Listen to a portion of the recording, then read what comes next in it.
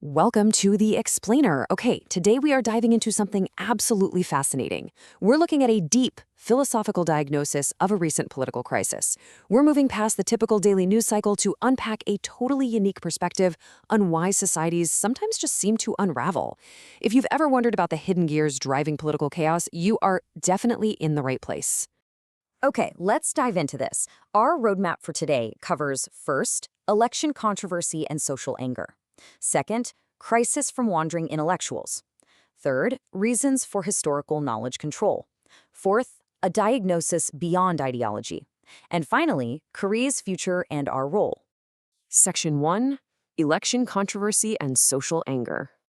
So, our starting point is a very tangible, frankly unprecedented event, a severe ballot shortage during the recent 6.3 local elections.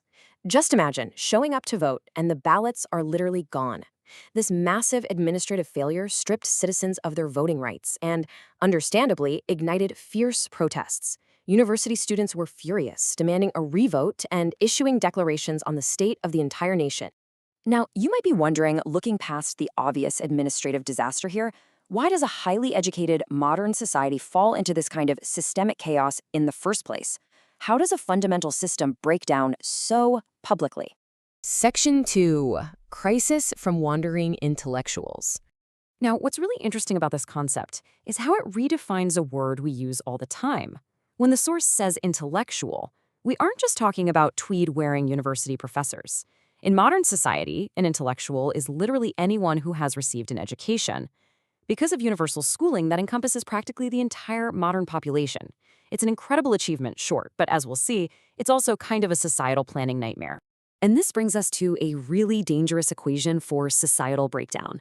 It goes like this. Step 1, citizens gain high levels of education. Step 2, society fails to provide those educated minds with a meaningful public purpose.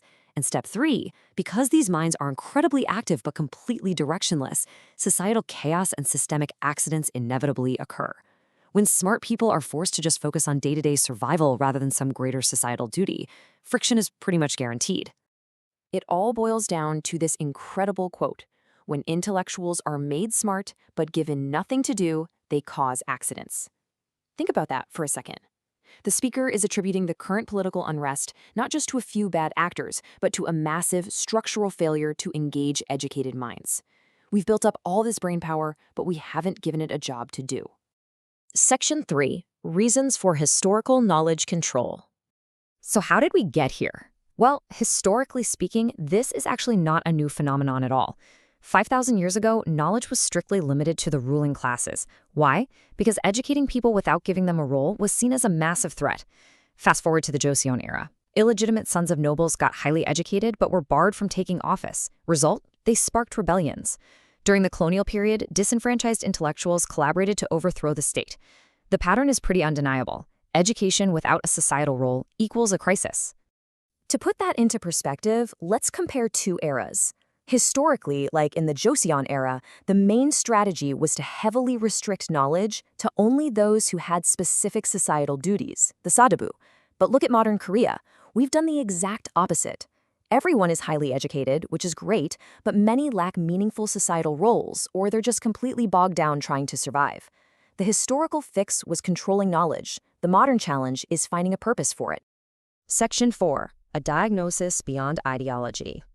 Taking an impartial step back from the history, how does this apply to today's highly polarized climate? Well, the source argues that both major political factions are essentially failing the nation. Left-wing progressives are characterized as brilliant at organizing struggles and pointing out flaws, but lacking in continuous, deep societal study.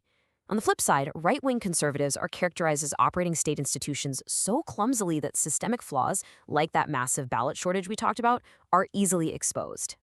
The ultimate takeaway here, the ongoing chaos stems from both sides neglecting the nation itself. Both political factions are operating out of sheer survival and partisan tribalism, rather than a genuine sense of societal duty. So a broken election system isn't just a simple administrative oopsie, it's a glaring symptom of a society abandoned by leaders who are too busy fighting each other to actually lead. And this brilliantly illustrates a really deep critique of modern political leaders. Many of them gained immense knowledge in their youth as student activists, But then, well, they just stopped learning. They replaced continuous societal research with endless political struggle. And that stagnation turns the highly educated youths of yesterday into, frankly, ignorant leaders today. They revert to primitive fight-or-flight tactics instead of solving complex modern problems. True progress absolutely requires continuous personal and intellectual growth. Section 5. Korea's Future and Our Role. All right, so what does this all mean for us? What's the actionable advice? First off, we need to stop the endless cycle of blaming the left or the right and try viewing both as fellow citizens, like brothers, really. Second, instead of just reacting to the news with blind anger, we should seek to understand the root structural causes of this societal neglect. Third, focus heavily on your own personal growth to equip yourself for future roles. And finally, whatever you do, don't get swept up in the fiery day-to-day political drama. Beyond those practical steps, the source makes a deeply philosophical, almost spiritual assertion. The Republic of Korea holds a profound destiny that simply cannot be destroyed by temporary political turmoil. And here's a crazy thought. International eyes, including agencies like the CIA and FBI, are actually watching closely to see how the nation handles and rebounds from these internal crises. It really underscores the global significance of Korea's resilience. Which leaves us with this final provocative thought.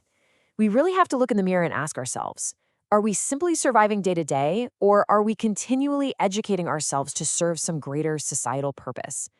The answer to that question might literally be the key to fixing our broken political systems. Thanks so much for joining me on this explainer. Keep learning, and I'll catch you next time.